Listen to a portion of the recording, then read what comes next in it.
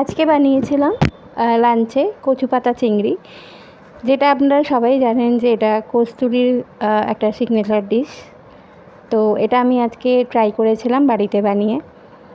কচু পাতাগুলো আমি কুচিয়ে নিয়ে এটাকে নুন আর একটু লেবুর রস দিয়ে সেদ্ধ করে নিয়েছিলাম।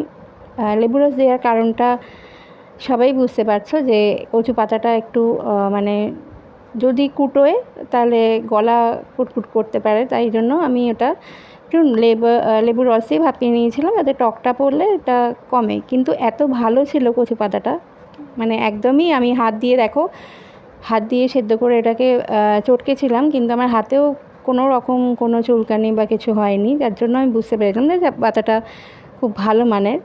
আচ্ছা, এখানে একটা মশলা বেটে নেবো।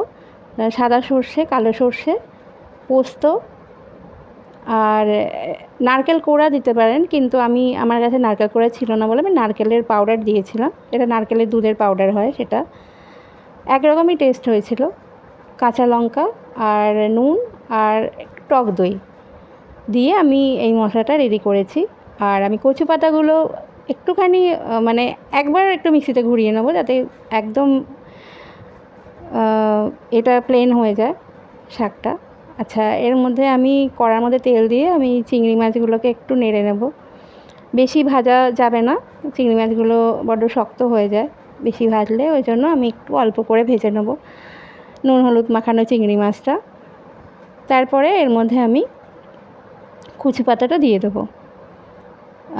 দেখো বাটাটা খুব মানে ভালো করে মানে বাটা হয়েছে, এটাকে এরকমই হবে বাটাটা।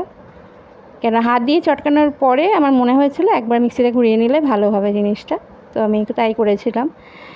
এবার এর মধ্যে গুঁড়ো মশলা বলতে আমি এর মধ্যে বেশি কিছু মশলা দেব, হলুদ গুঁড়ো আর একটু চিনি দেব আর দেব নুন।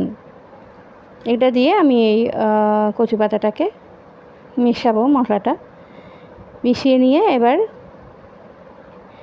এর মধ্যে আমি ওই সর্ষে, পোস্ত, নারকেল আর টক দই যে মিক্সচারটা ওটা আমি দিয়ে দিয়েছি, আর একটুখানি জল দিয়েছিলাম ভালো করে মিশে যায় যাতে। ব্যাস, এবার আমার আর কিছুই পড়বে না এতে। ব্যাস, আমার কচু পাতা চিংড়ি রেডি। আর নামানোর সময় এর মধ্যে একটু কাঁচা তেল দিয়ে দেবো আর দেবো একটা কাঁচা লঙ্কা চিড়ে। ওটা জাস্ট মানে এমনি গার্নিশিংয়ের জন্য দিয়েছিলাম। তো এই আমার কচু পাতা চিংড়ি রেডি। ভীষণ টেস্টি হয়েছিল, খুব ভালো খেতে। এইভাবে বানিয়ে দেখো, একদম কস্তুরী রেস্টুরেন্টের মতোই লাগবে, কথা দিচ্ছি।